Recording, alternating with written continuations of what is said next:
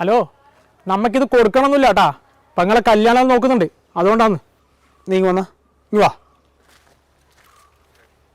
എന്നാ അല്ല, അപ്പം നിങ്ങളെ കാര്യം മാത്രം നോക്കിയാൽ മതിയാ, എൻ്റെ കാര്യം നോക്കുന്നില്ലേ? എൻ്റെ കാര്യം നോക്കണം എനിക്കറിയാം കേട്ടാ. അല്ല, ഈ സ്ഥലം കച്ചവടമായാലും എനിക്കെന്നാ ലാഭം. ലാഭമെല്ലാം ഉണ്ട്. ഈ സ്ഥലം കച്ചവടമായാലേ എനിക്ക് അച്ഛനൊരു കാറ് വാങ്ങി തരാന്ന് പറഞ്ഞു. എടാ, സുഷുമനെ ഞാൻ കഴിച്ചോളൂ. ഓളെൻ്റെ മുറപ്പണല്ലേ ഒന്നുമില്ലെങ്കിലേ. തോന്നിയ ദിവസം പറഞ്ഞാട്ടല്ലോ.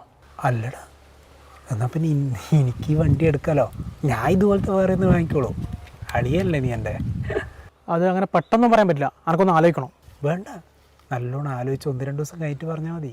ഒരു 5 മിനിറ്റ് ഇപ്പം പറയാം. അതിപ്പോൾ ഞാനെന്നാ പറയണ്ടേ? ഇവളോടും കൂടി ചോദിക്കണ്ടേ? ഇവളോട് നീ ചോദിക്കണ്ടേ?